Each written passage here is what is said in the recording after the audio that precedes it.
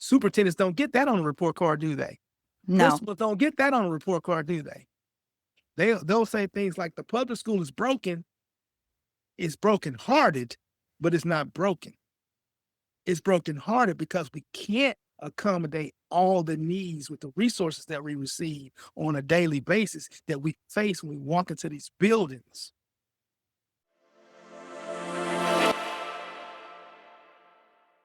Welcome to Innovating Education. I'm Dr. Riley Williams, and in each episode, we explore bold ideas and breakthrough strategies shaping the future of teaching and learning.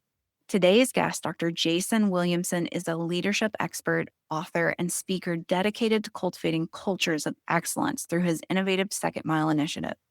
Blending insights from education, military service, and organizational consulting, Dr. Williamson equips leaders to create cultures where excellence is not just expected, but chosen.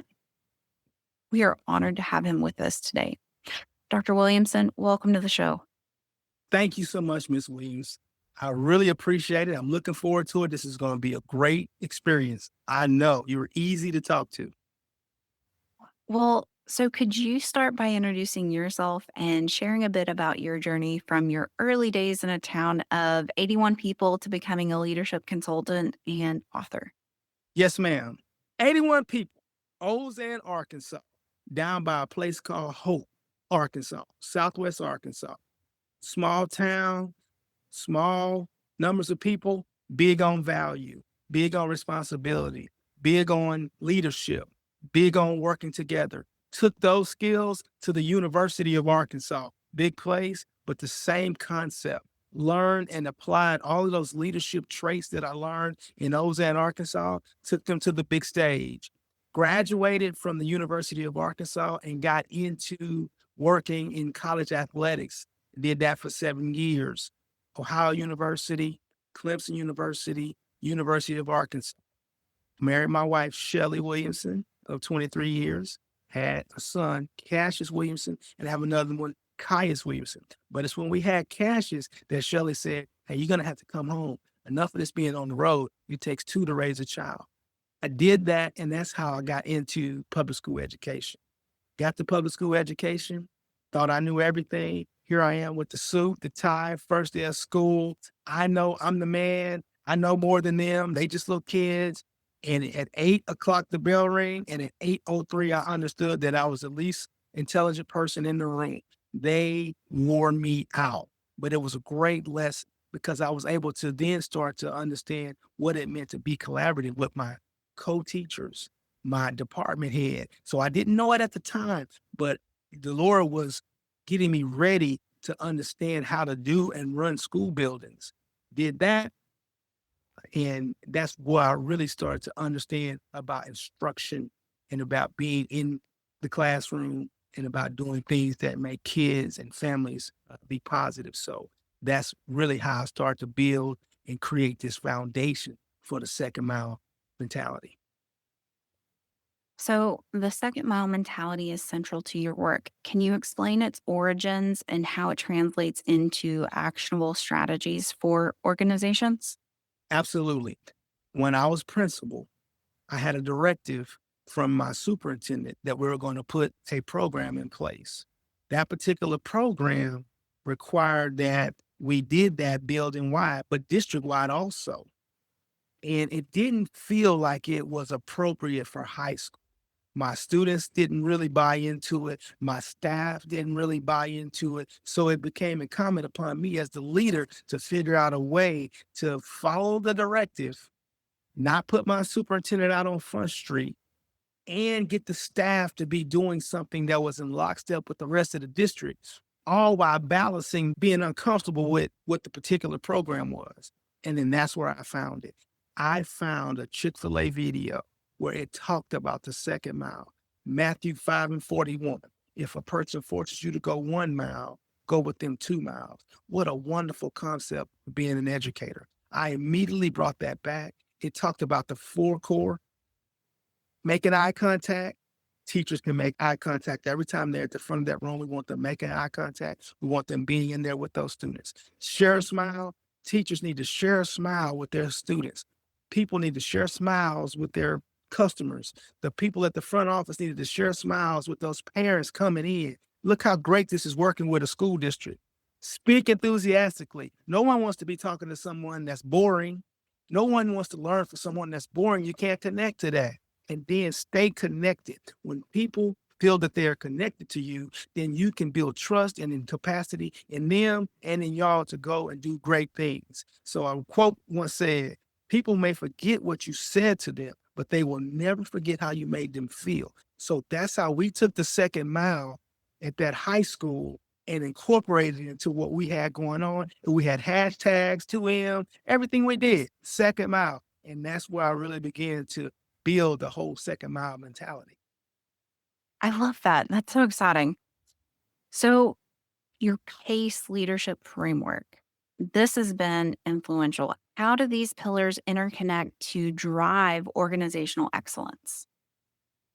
We are a organization, industry in education where we love acronyms. We're an acronym group.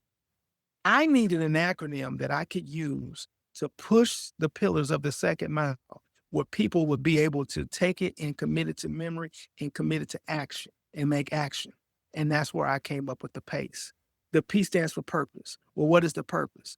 This is where we come in together collectively and figure out what our collective commitments are. That becomes our purpose. For us at Northside High School, shout out Grizzlies, that was put students first, focus on their learning, support each other, commit to growth, and follow instructions. That's our purpose. Now that we know the purpose, then we can hold each other accountable to those 5 cores. So when we're having a conversation with a student about something that they did or did not do, we can ask that student, hey, is what you did in line with what our collective commitments are? Is that focusing on your learning? When we're talking to a teacher after having gone into a classroom observation, hey, was that lesson plan really focusing on their learning? When we're talking to a staff about standards-based grading, which can be a little bit of a issue going from a traditional concept to a standard-based concept, then we can say, hey, are we committing to growth with this? Are we committed to growth? Are we staying traditional, locked into what we've always done? And finally, when we want to get the community involved with something that we're doing in a school district, we can simply ask, hey, are we following directions on this? Are we making sure that our kids are following directions? Are we making sure that our industries and our partners in there are following directions? And now when we're doing all those things, this becomes the second mile, the purpose, the accountability, the communication, and the engagement. And that's how we work that. I really love what you said about growth and also with standards based grading, because that's what standards based grading is. It's grading for growth. Absolutely. And one thing I didn't mention with that is when we got to Northside High School, unfortunately, we have these letter grades. And these letter grades to the public say everything that they want to hear about the school, but does not paint the picture of the school, does not tell the whole story. Unfortunately, those letter grades in the past have been based mostly on a summative assessment that you take at the end of the year. Now, and I have to give kudos to our governor, Sanders. That's not a political, that's just being honest. She at least came in and came out with our Learns Act. I'm not saying whether I agree with Learns or not, but what I am saying is now we have things in place that measure growth for our students on our letter grade. And because of that, more schools have done better on the summative assessment and their grade that they get from the state. And I think that has to be tied to understanding that growth is the measuring rubric that we really need to be looking at in some of these schools. So, in your experience, how can educational leaders implement the second mile mentality to foster proactive ownership and continuous improvement among both staff and students? Leadership starts with self. There needs to be a self reflection on what it is that your morals, your integrity, the way that you do things, your standard operation procedures, all of those things. You have to do a self-reflection and connect to the fact that we're servant leaders. That's what the second mile is all about, being a servant leader. So I always tell people it's mindset first. Can I go from understanding that the job description is the first mile? The things that we're described, that we're asked to do, that we're supposed to do, all of those things are in the first mile. But those aren't the things that push us to excellence. So mindset is us embracing that we got to go beyond the expectation to reach excellence. And then the second thing comes the actions. Once we have the mindset, now we have the actions. What are those actions? It's putting those crisis level plans in place that you write and talk about. It's having a leadership team in place. It's having a concept about what we're going to do in a uh, project-based learning system. It's knowing what our collaborative concepts are. It's understanding what our teaming is. All of those actions that we have as a leader that we have already set from our mindset to our actions, and then that's where the impact comes in. We start to see growth in scores. We start to see growth in workforce development. We start to see growth in people that are being educated. They leave our buildings educated, or they're enlisted, or they're enrolled. And that's what we're looking for.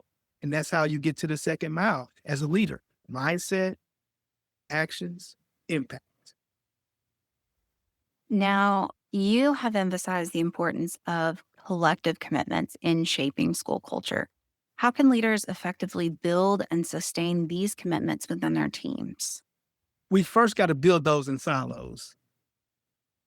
The reason I say that is there's so much work to be done with collaboration for a student to be successful. Before we are concerned with making sure the math team is talking to the English team, is talking to the social studies team, is talking to the science team, and so forth and so on, we got to get into those silos and make sure the English department is talking to the English department and they're speaking the same language. And how do we do that? We set the standard as the leader about being in those weekly PLC meetings, teaming meetings. And inside those meetings, we're listening to, not being the person that's doing the talking, but we're not the person that's facilitating, but we're listening to what's going on inside the meeting from the experts, which are the teachers.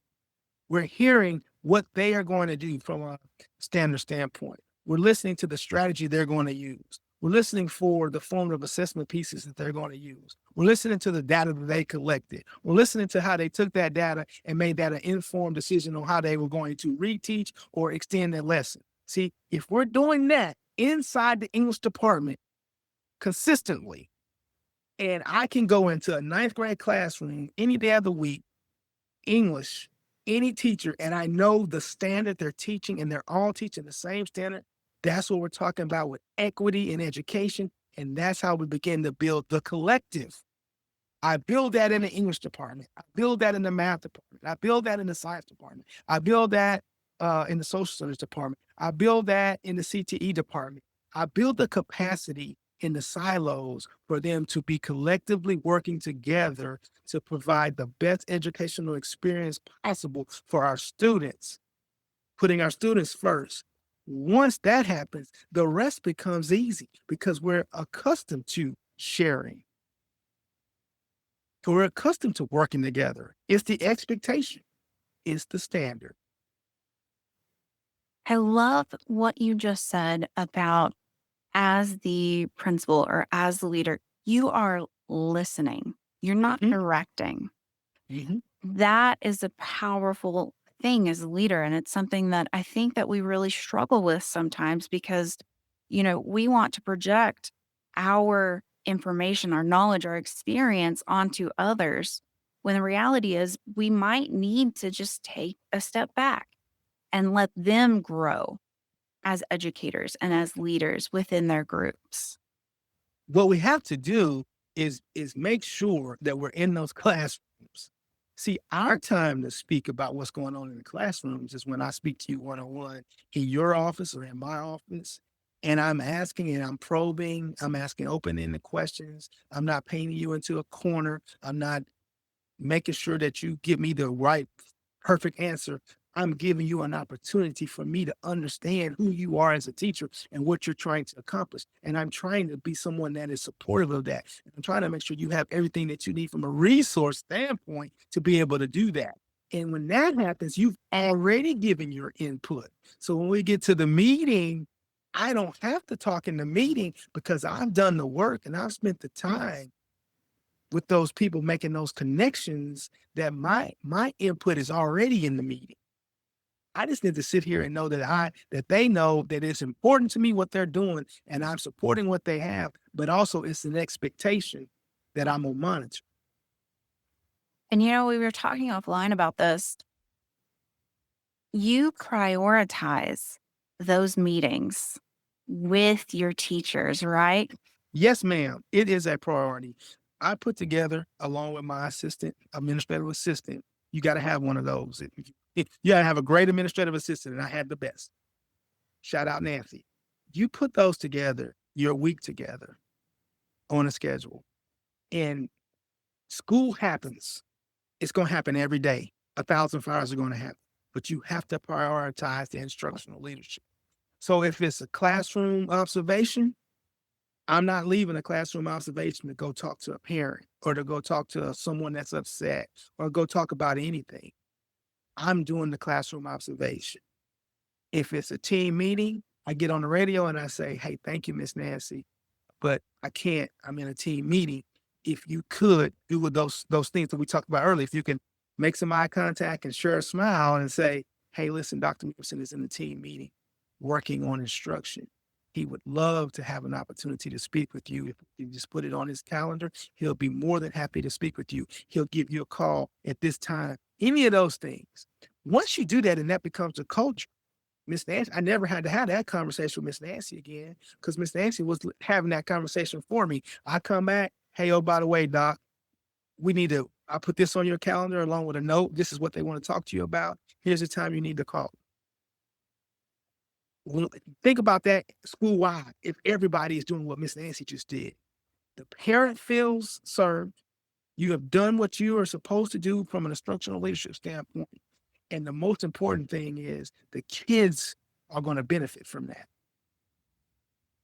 That is amazing advice, because you are setting a boundary, you're setting an expectation, and you are living by the principles that you set in the second mile mentality. You are going above and beyond. So I want to talk a little bit about your leadership. Drawing from your military and educational leadership backgrounds, what lessons have you learned about leading through change and uncertainty? COVID-19 is the best example.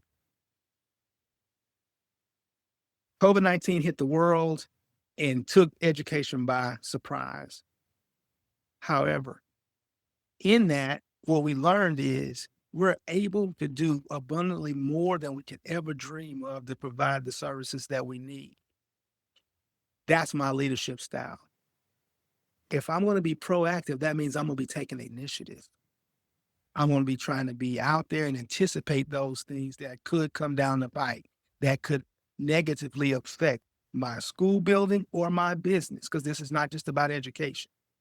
If I'm going to be providing exceptional service, then I'm going to be in an advocate mindset. I need to be advocating for what's best for my people. If I'm going to be continuously improving, I'm going to grind. The grind is where it's at. It's about being resilient. The grind is about being resilient. It's about being persistent. It's about persevering through whatever you're going through. And that's what that continuous improvement is all about. So I'm going to grind big. And then finally, if I'm thinking about engagement, I have to think about networking and collaborating. As a leader, I have to be able to look into my network and find an answer. Teacher brings you a question, or a person that's working in your industry brings you a question. You don't have to have all the answers, but your network has to have the answers. And those are the four things and those pillars, when I boil them down to that leadership style, that will allow you to adjust to a COVID-19, that will allow you to adjust to a tornado or whatever a crisis may be, that will allow you to adjust to a staff lockdown or any of those things. Those four things is what my leadership looks like. And that's how leaders, servant leaders with the second mile, can put those into their toolbox and be successful. Man, you said something that really stood out to me, and that is grinding. So I played tennis, and for me, grinding just meant never giving up, right? I can see the coach in you. I know that we're talking about servant leadership, but Right. wow. I mean, that's such a great metaphor. Yes, ma'am. I always say that coaches make really strong building leaders because we've been doing that work our entire career. We've had to plan. We've had to be accountable. We had to have ownership. We had to understand what we could control. We had to be able to explore. We had to bring value. That's that whole proactive thing right there I just gave you. But that's what coaches do. And I really believe coaches make really strong building leaders. So this leads me to another question. How can leaders balance the pursuit of excellence with a need for empathy and understanding within their organizations? I'll give you an example. Whether this be a school organization, a team, a career path, there's going to be a set of expectations that are designed or that are out there for your people. Remember this, and Mike Tomlin said this best: the standard is the standard. For example, in my profession, if the expectation is that the teachers are out in the hallways during the passing period, greeting students as they walk through, when the bell rings, you as a leader are responsible for being out in the hallways, monitoring hallways, but making sure teachers are out in the hallways. You notice that one of the teachers are not in the hallway. You have an obligation to go speak with that teacher immediately. In that conversation comes the excellence and the empathy, the accountability and the affirmation.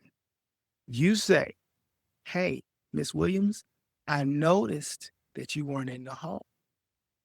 Is there something that I can help you with? Is there something that I could provide for you? Are you okay?" That does two things.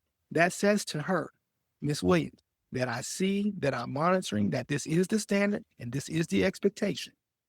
But I also want to make sure that you understand that I am in support of you." Now, going forward, right, you leave that with, "Hey, there's something I can do to help you. Let me know." You've given her an ability to communicate with you if she can't be in the hallway. You've And opened the that door is for her. your actionable change, right? There it That's is. the actionable change. Mhm. There it is. So that's the best way that I know how to do that. Can you tell me a story about the implementation of the second mile mentality and how it affected school district in which you implemented that? Absolutely. When I got to Northside High School, we had some struggles. One of the struggles that we were having was making sure that we had enough teachers daily in classrooms. And we attacked that by going above and beyond. We really put some things in place, some mechanisms in place to check on teachers when they weren't in school.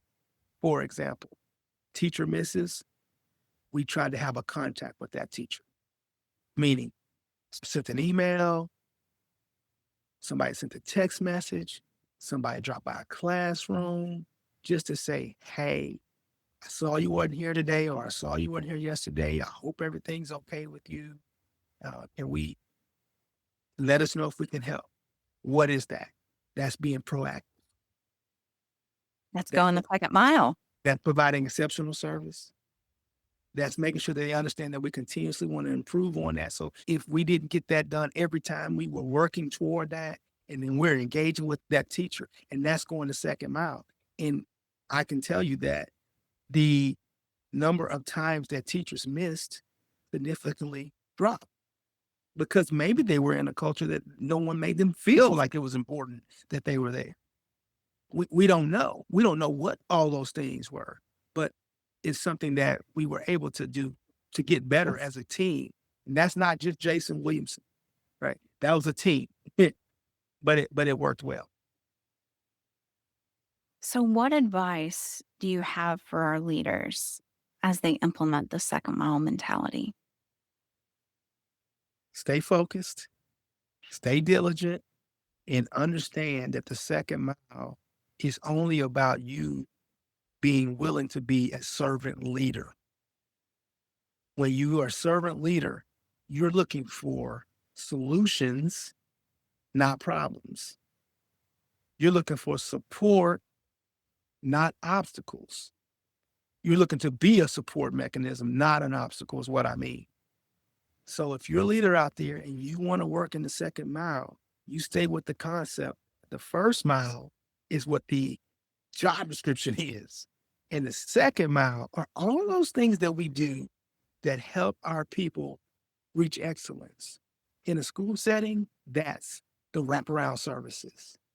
In a school setting, that's a student doesn't have something and we've reached out to somebody to make sure they get that, whether that's a food, whether that's shelter, whether that's support. In these school systems, the things that we don't get measured for in those group letter grades that we talked about before, all those wraparound services.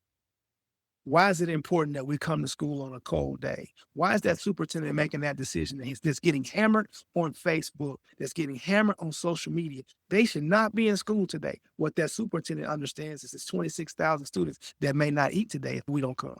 We're going to feed 15,000 students twice that wasn't going to get a meal.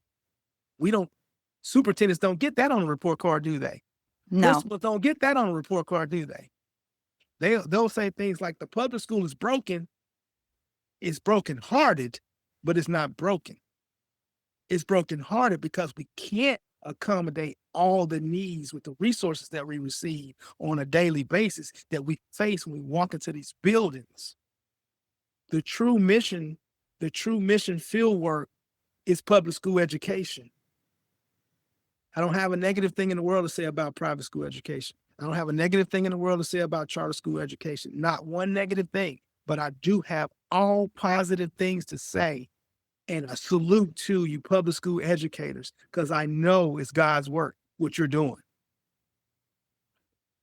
So, what is one key takeaway that you hope our educators walk away with from today's conversation? I want us to understand that we can be successful, that we can rise above all the negativity that we experience, that what we do has impact long after we leave. We are leaving legacies. We are changing lives. We are putting confidence in the students every day. And understand this, I'm a first generation college student. When I went to the University of Arkansas, I thought that was the end of the world. I thought I had achieved everything in the world that I needed to achieve. My next generation, my kids, they don't even consider the University of Arkansas an option. I just had one that graduated from the University of Michigan. Think about that. Top 5 university in the world. And this is my second one, who's probably smarter than the first one, wants to go to New York University. So New York University, if you're listening, Caius Parker Williamson, next fall. But anyway, but you see how that can change? Teachers invested in me, parents invested in me, gave me an opportunity. And then now in the next generation, my children are going farther. Look how much that changed just from my one example. And that's what we're doing in these public school classrooms and buildings every day, whether it be by workforce, which is where they go and get a job, whether it be by college, which where they go and get enrolled, or whether it be in the military, where they're enlisted. So employed, enrolled, enlisted, every day is what we're doing for people. We're changing lives in public school. And that's what I want them to get from this. And that's what the second mile is all about, going above and beyond the expectation to help all these people reach excellence. Dr. Williamson, I am fired up. I am firing it up. So for our listeners who want to learn more about your work, whether it's your keynotes, your workshops, or the Second Mile Initiative, where's the best place for them to connect with you? I am at IamJasonWilliamson.com. That is my website, but on everything that's social media, that's my handle. I am Jason Williamson, except for LinkedIn, and that's Jason Williamson, EDD. Well, Dr. Williamson, thank you so much for sharing your insights and your experiences with us today. Your dedication to fostering cultures of excellence and your actionable frameworks, like we talked about, provide these valuable guidelines for educators and leaders to strive to make a difference. So, for our listeners, I want to recommend that you check out Dr. Williamson's book, The Second Mile Encouragement. This is a 90-day framework companion, and it's designed to spiritually equip you for the challenges and opportunities of everyday life, both in and out of the workplace. In Second Mile Encouragement, you're going to find daily scripture based reflections to center your mind and heart, powerful insights that connect biblical wisdom to modern day challenges, thoughtful prompts to deepen your faith and to strengthen your resolve and encouragement to push beyond your comfort zone and embrace growth. You can get a free preview of the book on Dr. Williamson's website, and I've linked where you can purchase the book online. We are proud to be supported by the Solvia Learning Group, whose commitment to advancing education makes conversations like these possible. So if today's episode sparked ideas or helped reframe your thinking, please be sure to subscribe, leave us a review, and share it with a colleague. And before we go, if you're a school or district leader looking to strengthen your crisis readiness, please check out my new professional development course for administrators, A Peer-Led Journey to Building a Continuity of Operations Plan, now available through Circles at getcircles.org. It's practical, it's collaborative, and it's designed to help you plan for disruption while sustaining student success. Until next time, keep innovating, keep inspiring, and keep making a difference.